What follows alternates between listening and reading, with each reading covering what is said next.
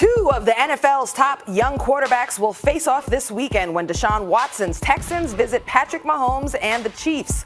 Both teams are leading their respective divisions, but all eyes will be on the two signal callers. Here was Watson talking about the matchup with Mahomes. He's a winner. He's a ball player, leader. Make a lot of great plays outside the pocket, a lot of plays inside the pocket.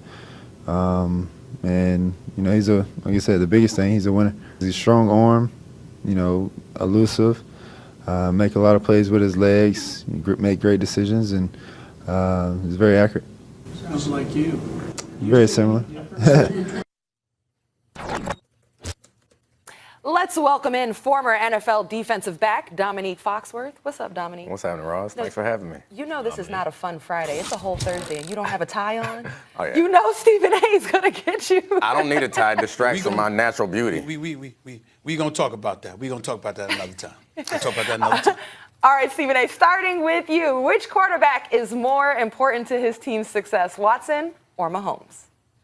Well, I think right now it would be Watson. And the reason why I say Watson is because I believe more in the Kansas City Chiefs in terms of the collection of talent that they have available to them than with the Houston. I know DeAndre Hopkins is big time. He's not even their leading receiver. Will Fuller is no scrub, and we get all of that. Kenny Stills is there right now as well. And I do like the acquisitions of Duke Johnson in that backfield along with Carlos Hyde. They've been running the football effectively. But coming into this season, we didn't look at Houston's roster and see all of that. We didn't see that these guys would have the ability to do what they've been doing to this degree. And I think a lot of it has been revealed because of the greatness of Deshaun Watson. This brother is something special, man. We saw him at Clemson in back-to-back national title game appearances and a national championship against Alabama, in which he threw for over 800 yards in the two national championship games that he went against them. We get that.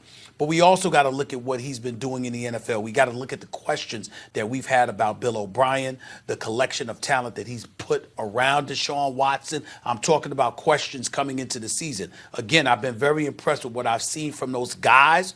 But when we look at the Kansas City Chiefs and Patrick Mahomes, knowing the stud that he is, even though Tyreek Hill went down in game one, when you look at Damian Williams, when you look at a guy like Shady McCoy, when you look at the Sammy Watkins, when you look at the best tight end in football, Travis Kelce, and others, you do look at the Kansas City Chiefs coached by Andy Reid and do feel like Patrick Mahomes has more of a support base to facilitate his success than does Deshaun Watson in Houston. Yet, Deshaun Watson is still completing 69% of his passes. 11 touchdowns, just one interception on the entire season in the first 5 games, throwing the football about 31 times a game. I've been thoroughly impressed with him. His value to Houston, I think, is higher because you desperately need more from him if you are Bill O'Brien's Houston Texans than you are, if you were rather, Andy Reid's Kansas City Chiefs. No, I think the opposite, actually. I think given the Chiefs' injuries recently and what's available to Mahomes, not to mention the fact that he's nicked up, I think Mahomes has less to work with and therefore is more important. It's not just Tyreek Hill who's getting close, right? It's Sammy Watkins didn't practice. It's, so your top 2 receivers. You no longer have your best running back. Kareem Hunt is gone. You have a couple of defensive tackles out. You have your left tackle, I believe. I think it's the left tackle. Yeah, Eric Fisher, right? He's out. Like you have, so protection's not as good. Running game is not going to be there. Receiver's not there as much. And by the way, Mahomes has looked vulnerable recently. And if this was anyone else, I say Deshaun Watson, because he has the thing to me. More than maybe anyone else in football. That like extra pixie dust stuff where I just believe in this guy. Unless the subject is Patrick Mahomes. If the question is football and you ask me about it and Patrick Mahomes is one of the possible answers, the answer for me will be Patrick Mahomes. Yeah, so Patrick Mahomes is better. I think he's a better player. But I agree with Stephen A. as far as who's more important because of some of the same reasons. Because you talk about Andy Reid. I have faith. And Andy Reid is not just faith. There is evidence that Andy Reid has been able to organize and prepare offenses around decent quarterbacks, around backup quarterbacks, and produce points. And while Patrick Mahomes is great and the things that he's done, I don't want to take any credit away from him. But Andy Reid helps a lot. So I don't have any faith. We have no evidence to point to in the history of Bill O'Brien's tenure that they were consistently good offensively until Deshaun Watson shows up. So I have faith in Andy Reid and none in Deshaun Watson. While I think Patrick Mahomes is a better player, I think you take Deshaun Watson off of this team, they fall much further, I think, than the Chiefs do without Patrick Mahomes. Hold on. Replace Patrick Mahomes with an average quarterback on that Chiefs team. Look at the weapons available. He has a tight end. That's all he has. Alex Smith was there, and I understand there are differences between those teams, but you added Alex Smith. I believe they were 11-5 the season prior. Alex Smith is no one's Hall of Famer. Andy Reid is a Hall of Famer, though, and that matters. Point is a good one. You can look at Savage, who was there before Watson. You can look at all the quarterbacks that were there before Watson under Bill O'Brien's tenure, and he wasn't good. And you can look at Andy Reid, and you can say Nick Foles. You can say Michael Vick. You can say Donovan McNabb. You can say Alex Smith. You can go down a list of quarterbacks that Andy Reid has elevated their level. Mahomes in consecutive weeks had to, pull off a miracle. And then, by the way, people don't realize even last week against the Colts, he scored. They had a chance for an onside kick. Mahomes is still working magic at the end. Now, you think off those two performances, beaten up, that Mahomes isn't extra motivated? I'm just telling you, there's no one, maybe who we've ever seen, maybe except for Aaron Rodgers in his prime, who can do what Mahomes is doing right now. The crazy thing about Mahomes is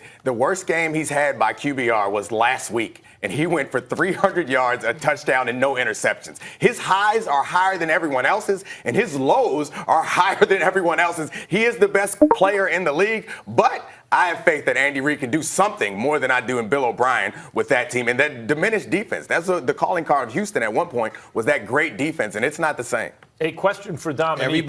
Everybody in football has been asking for Bill O'Brien to step up and prove his worth. We've also talked about disciples of Bill Belichick, and we've questioned that, which is why we're raving about Matt Patricia in Detroit at this particular moment in time, not just because he's having success, but because that success that he's having is an aberration for usual Bill Belichick disciples. Nobody's questioning anything about Andy Reid, who has not won a Super Bowl in his 20-plus years as a head coach in the National Football League. Yet, despite that, we still respect and appreciate his greatness as a head coach. Nobody questions Andy Reid. Everyone questions Bill O'Brien. We're not saying that Bill O'Brien deserves to be fired. We're not saying that he doesn't know football. We're not saying that he can't coach.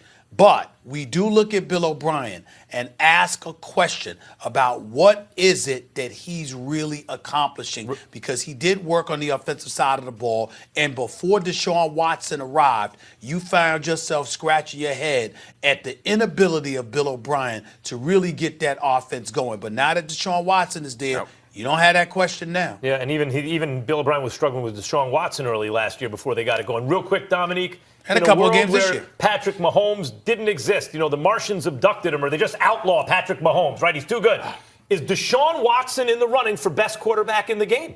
Absolutely. I think he's in that conversation now, and I think we will be a lot more excited about Deshaun Watson and his future and the future of this league, and we will be looking at him in similar ways that we look at Patrick Mahomes, because he's put up some great numbers, but we don't live in that world. And Deshaun Watson has been great, but you can argue, or you can look at his stats and notice if you take out the plays where he was sacked, he's actually statistically, QBR-wise, better than Patrick Mahomes. Some of those sacks are his fault for holding on to the ball, but if you can keep him upright. Take out the sacks. I'm saying the sacks, it's a fact that their offensive line has been porous throughout the time he's been there. So I think the sacks matter, and some of them are his fault. But he's really good. Take out the dunks against that team, they would have won. It's entirely different. All right, Dominic, you're sticking around with us. Sure. Thank you so much. We have more to come on First Take, so don't go anywhere. Antonio Brown tells the Patriots, if you have to pay me, then play me. You don't want to miss Stephen A. and Max's reactions to this.